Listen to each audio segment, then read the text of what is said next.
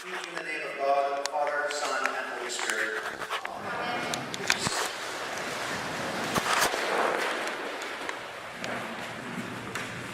There are, in fact, two topics today.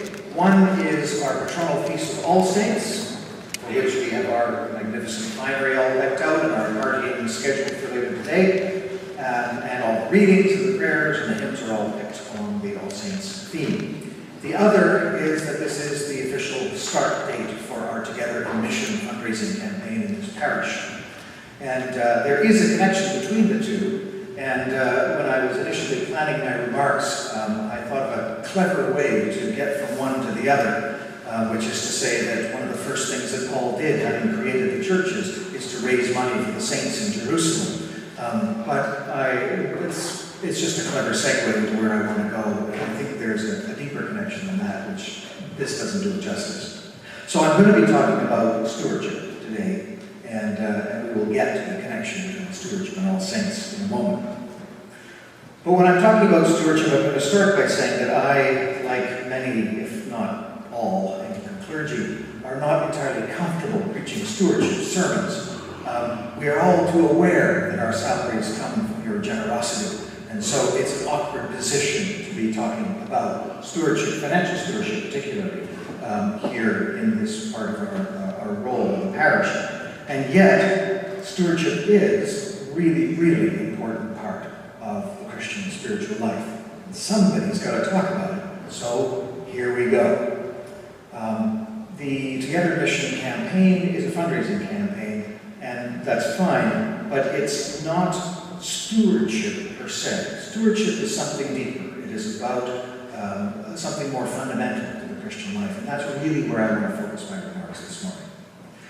There are three words that I want to cover when thinking about stewardship. The first word is steward, the second word is abundance, and the third word is tithe. And we're going to deal with them in that order.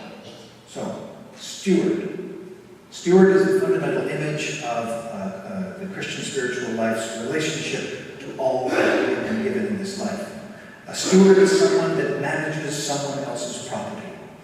When it's essentially the same as a trustee. You are handed something to take care of it and return it to its owner. You are stewarding that resource. And so you have the classic stewardship parable in the New Testament of the parable of the talents, where one person gets 10 talents, and another person gets 5 talents, and one person gets 1 talent, and they're told to take care of that, and then the owner comes back and asks for an accounting, and then the 10 person has made 10 more, and the 5 person has made 5 more. And one person said, I'm not rich like those 5 and 10 talent people, so I buried mine. Here it is. It's just the way you left it with me. And of course, the moral of that story is, even for those who have been given little, their question is the same as those who have been given much, is what have you done with what you've been given? And the connection to Christian spirituality is essentially a change in the mental framework about all that we own or have or possess. Our tendency is to treat it as ours. This is my life, this is my money, this is my stuff, this is my time. And theologically, in fact, it's God's stuff that we have been given, and we only have it temporarily. We are stewards of all that we have been given. Everything that we have received is gift from God. Our life itself is gift from God. So we are given it at the beginning of our lives, and we take care of the resources that we have been given, and then we return it back to God once we are done. And so the image of the steward is the image of us going through this journey that we call life. And everything we have has been entrusted to us by God. And at the end of our life, we're going to be asked, so what did you do with what you have been given? And so that's the understanding of stewardship. That's the primary understanding of how we bring a spirituality to our ownership and management of all that we have. And not just our finances, but our bodies, our time, our talents, our abilities, our passions, and all of it. These are things that we've been given. And the question is, what are we doing with what we've been given? And that leads me to the second point, which is the word abundance. One of the obstacles to to moving from that mindset of everything is mine to everything is God's and it's been given to me on loan. One of the obstacles to that shift is a mindset of scarcity, where the fundamental assumption is that you never know when you might not have enough to eat or to live, so you have to take care of everything and plan and have contingency planning and effectively hoard resources. I don't know if there are any hoarders in your family, but TV shows have been made about them. And certainly in my early years in this parish even, I would go into folks that were raised in the Depression. And one house in particular was the quintessential example of this person. Is a blessed memory now, but I remember going to visit her in her house, and Paul Robinson, who was my supervisor at the time, you may remember Paul, that's how long I'm dating this now, said, I took tea in her house because it was boiled. That was his advice to me when making that visit. And sure enough, when she opened the door and welcomed me for the visit, there was a pathway through her house between the piles of paper and rubbish and trash and things that she just couldn't throw out. So we snaked single file to her kitchen along that corridor where she had swept off just the corner of the table where the rest of the table was covered in stuff. We took tea together on the corner of the table. And that's because she was raised in the Depression and her mindset was scarcity. You never know when you might need these things, and so I can't throw any of them out. And that mindset of scarcity is easy to have. We tend to be anxious about security. We tend to want to be sure that everything is going to go well for us and for our loved ones, and so we hoard and we conserve and we make sure that everything is safe. And yet, part of the problem with that mindset of scarcity is that what we're doing is we're focusing on what we lack, what we don't have, what other people have, what we may lose, instead of focusing on what we have. And when we shift our attention away from what we lack and put it on what we have, all of a sudden we realize that we have been given so much. You know, that when you look at that all that we have, we live in abundance. And when we really understand our position of abundance, it becomes easy to share. It becomes easy to dedicate our resources to something other than ourself and our security and our needs. And so that movement from scarcity to abundance is part of what it means to accept our responsibility as stewards of what we have been given. Because God gave us everything that we have for a purpose. God gave us everything that we have so that we might use what we've been given for God's purposes. And so the question is, how have we dedicated what we have to God's purposes? And when we realize how much we've been given, it becomes easy to dedicate a portion of what we have to God's purposes. That leads to the final word. I need a glass of water. I'm getting a little scratchy. See, that's what I lack. There's the scarcity mindset right there. So the third word, and the scary one, is the tithe. And I know it's a scary one because the worst case scenario of the tithing sermon is me waving my finger at everybody in the congregation saying, if you're not tithing 10%, you're a bad Christian and you just don't even deserve to be sitting here. And that's not the sermon you're going to get from me because I don't believe it. I think tithing is useful. I think tithing is a very important concept that I'm not willing to throw out. But it's really a notion of a benchmark of what seems to be an appropriate percentage of what to give back out of all that we have been given. So 10% is a useful rule of thumb figure, but it's by no means hard and fast or set in stone. When you start having tithing conversations in churches, as I have done over the years, you get into these conversations like, well, what counts as a tithe? Well, time, talent, and treasure. You've heard that sermon. 10% of your time, 10% of your talents, and 10% of your treasure. Well, how do you measure your talents? What's 10%? And what if I give 30% of my time? Does that mean I don't need to give 10% of my talents and 10% of my treasure? What counts? What if there's a member of my family who's really hard up right now and I'm going to help them out? Does that count as part of my tithe? And I just think that we're going about the whole conversation wrong. Like it's like we're asking the professor what he wants to see on the exam.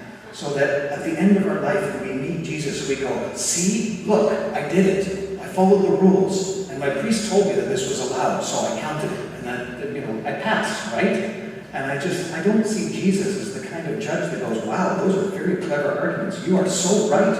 In you go. And look at my abundance. I have parishioners like the body who brings me more than I can ask or imagine. Thank you, Lord.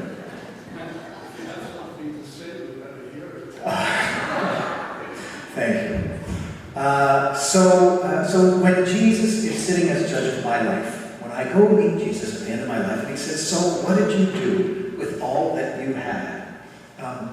I can't see Jesus saying, what a clever person you are. You've given me exactly 10%, no more or no less. Because, of course, all those arguments come from the framework of, I want to give as little as possible and still pass. Right? It's like trying to figure out how much to tip without insulting your waiter. Right? Or the goal is to tip as low as possible without looking like a jerk. Right? And to me, this is the absolute wrong mindset to approach the question of the tithe, of the percentage of one's assets that we devote to God's purposes in this world. It's not about this rigid 10% that we have to mark it down and see what counts. When Jesus meets us at the end of our life, he's not going to be marking on the ledger. He's going to say, so tell me what you did with what you were given. And if we start listing all the things off and claiming what counts and what doesn't, I can just see him shaking his head at me and saying, is this what it means to be a follower of me? Is that what it is, where you're counting how little you can pay while it still counts as whatever percentage you've picked? It doesn't make any sense to me. So as a benchmark, great. I use it. I use the 10% benchmark as my own sort of goal for what was appropriate for me to give out of all that I've been given.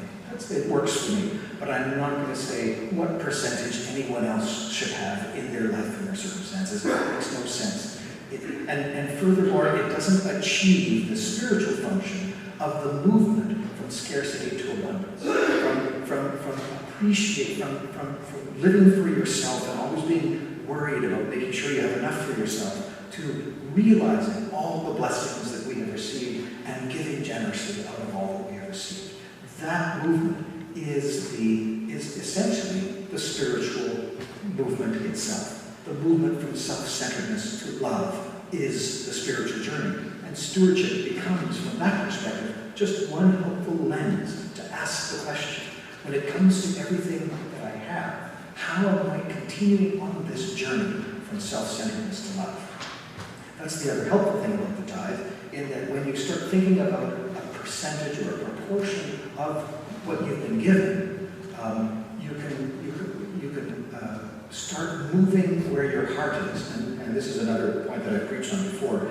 You can't wait for your heart to move before you change your behavior, because then you'll be waiting a long time.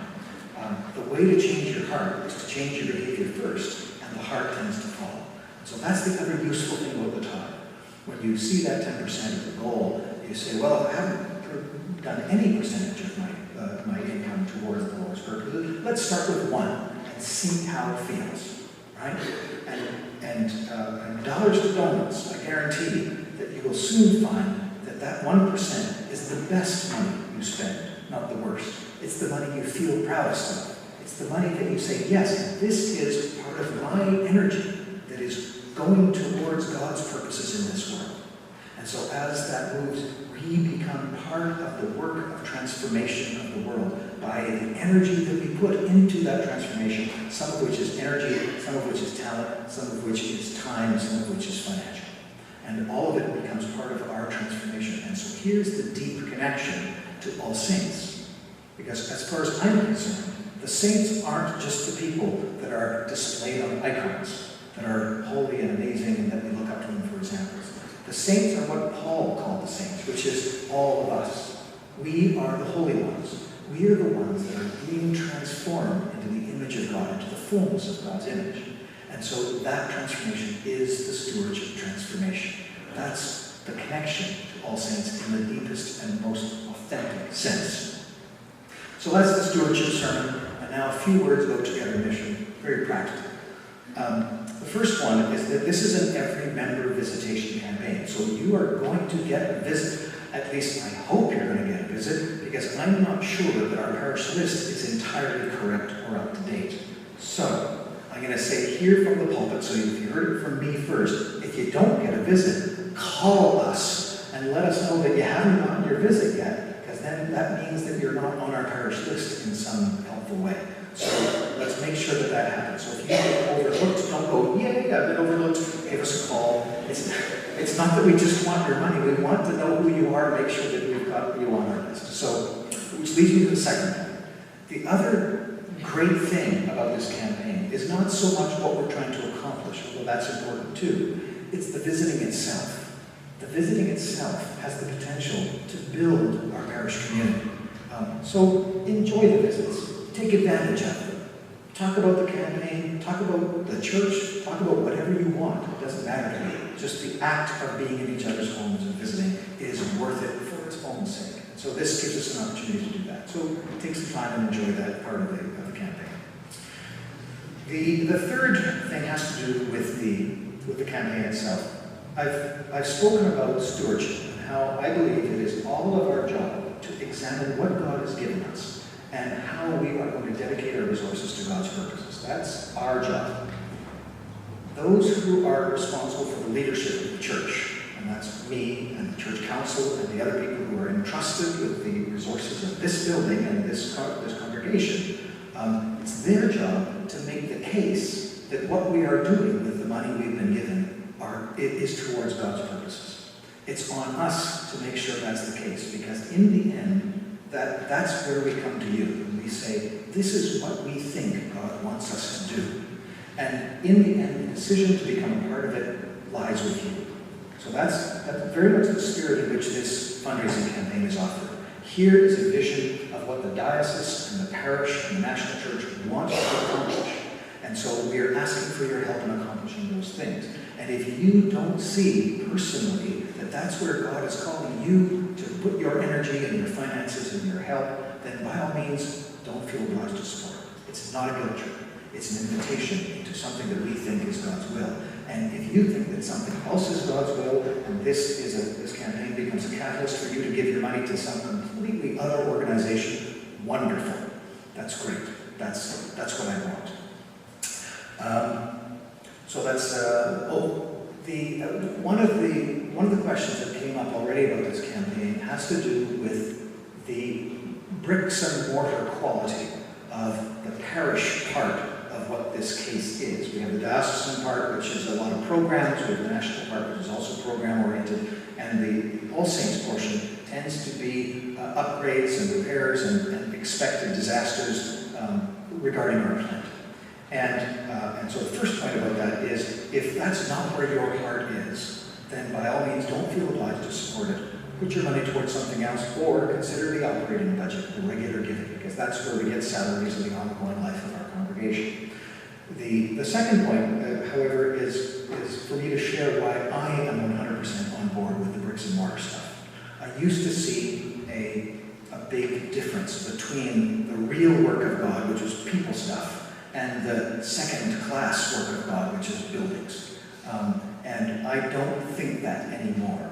I think that the buildings are part of and can be part of God's work. And I'll give you some examples from this congregation. One is that our hall gets used by a number of outreach organizations, partner organizations, and so forth. The Good Food Box, for example, meets here once a month. We give them the space for free. And I remember a number of years ago, they had gotten a new director on the board who was bringing a sort of business-like approach to managing the Good Food Box. And so he was going around doing a list of who all the contributors were. And he called me up and asked to have coffee with me. And so of course I'll have coffee. And I sat down with him, and he said, I need you to know that All Saints is the #1 contributor in terms of value to this program out of all of our contributions. When you add up if we weren't meeting here and had to pay for space, the equivalent value of that is more than any other contributor to the program, which is why I hope you're happy with us, and if there's a problem, let me know now so I can fix it, right? But that's the building doing ministry, right? Another example, trivial but not, which is that just the other day, I had a lovely young lady in her 20s come to me exploring the possibility of having her wedding here. And she said, oh, I was really hoping that I could get married here. I've lived here my whole life. Your church is the prettiest church, and I want to get married in the prettiest church in North. Right? And as a priest, I had to stop the eyes from rolling. You know, what I want to hear is, I want Jesus to be part of my wedding. Oh, okay, great, we're in. But, you know, but the pretty building gets people in. And I think it's more than mere prettiness. I really do. There are other pretty places around, but but what is underneath that is a sense that there is something about this architecture that speaks to something deeper. It's still a church. There is no reason to get married in a church anymore. In fact, the vineyards are taking a lot of the business of weddings. And we're in vineyard country, so more and more weddings are happening in vineyards. That's just the trend. So the reality is, nobody wants to get married in a church anymore unless there's something spiritual underneath it. And our building becomes an evangelist. It becomes one of the ways in which we invite people to become part of the spiritual journey, which is our real mission and ministry. So, bricks and mortar can be a part of the mission of the church. And for me, I want to play the long game as far as the Anglican Church in Vernon goes. I want this church to be here in 50, 100 years. Because I believe that we're at a low point in our relationship with the culture, but that's turning around. There are signs of an uptick of interest in classic Christian spirituality. And we're going to have some lean years, but it's going to come back. What we need to do is maintain this place through the lean years so that we'll be here when people start looking for the Lord. And that means we need to keep this place up so it doesn't collapse and have us have to go somewhere else or into house churches or something like that where we're harder to fund. So for me, the long game is really important. It's part of the mission, and I believe it's part of what God is calling us to do. So in the end, that for me is why Together Mission is one of the ways in which we as stewards can achieve God's purposes. I invite you to consider the campaign. I invite you to consider more deeply the question of stewardship in your life. And whatever you decide, know that I support you, as long as you ask the question yourself seriously. Oh, and I forgot one last thing. Again, very practical. Even if you can't support the Together Mission campaign, please return your pledge card saying, thank you, I'm not able to support you at this time, or support the campaign at this time. That's great. Just to hear back from you is great. Just to know that you have considered it would be very helpful. And in the end, that's all I have to share with you. I look forward to continuing in ministry with you and for a long future together here in Vernon as the church, the Anglican Church in this place. In the name of the Father, the Son, and the Holy Spirit.